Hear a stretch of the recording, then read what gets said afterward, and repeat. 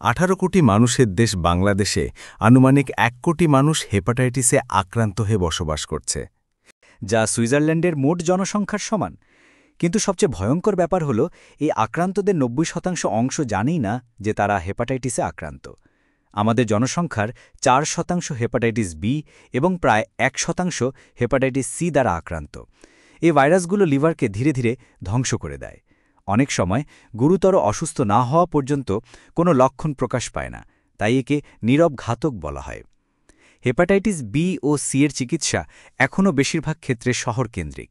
যদিও বাংলাদেশের মোট জনসংখ্যার 60% অধিক মানুষ গ্রামে বাস করে, আমাদের গ্রামীণ জনসাধারণের হেপাটাইটিস বি ও সি সম্পর্কে ধারণা অনেক কম, যার ফলে অনেক সময় গ্রামীণ জনগণ চিকিৎসা সেবার নাগালের বাইরেই থেকে যায়। হেপাটাইটিসের প্রধান ঝুঁকির কারণগুলোর মধ্যে রয়েছে একই সিরিঞ্জ বা সুই একাধিক ব্যক্তির ব্যবহার। একইভাবে একাধিক ব্যক্তির একই রেজার বা টুথব্রাশ ব্যবহার করাও অত্যন্ত ঝুঁকিপূর্ণ, কারণ এগুলোতে থাকা রক্তের ক্ষুদ্র কণা হেপাটাইটিস ভাইরাস ছড়াতে পারে। সংক্রমিত ব্যক্তির রক্তের সংস্পর্শে আসা বা অনিরাপদ রক্ত গ্রহণ করা হেপাটাইটিস সংক্রমণের একটি বড় কারণ। এছাড়া মা থেকে সন্তানও এই ভাইরাস ছড়াতে পারে, যা গর্ভাবস্থায় বা প্রসবের সময় ঘটতে পারে।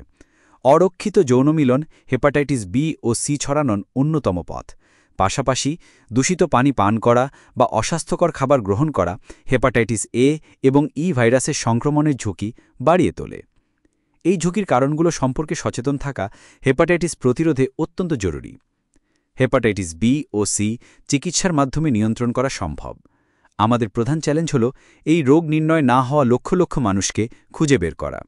স্ক্রিনিং এবং জীবন রক্ষাকারী চিকিৎসা সহজলভ্যতা নিশ্চিত করাই এই মহামারীকে নির্মূল করার মূল চাবিকাঠি। 2030 বিশ্ব স্বাস্থ্য সংস্থার হেপাটাইটিস নির্মূলের লক্ষ্যমাত্রা। আমাদের হাতে আর বেশি সময় নেই। এই 1 কোটি মানুষের সুস্থ ভবিষ্যতের জন্য এখনই সময় কাজ করার। আসুন আমরা একসাথে কাজ করি এই নীরব মহামারী থেকে আমাদের দেশকে মুক্ত করি। ধন্যবাদ। স্বাস্থ্য সচেতনতায় এভারেস্ট ফার্মাসিউটিক্যালস।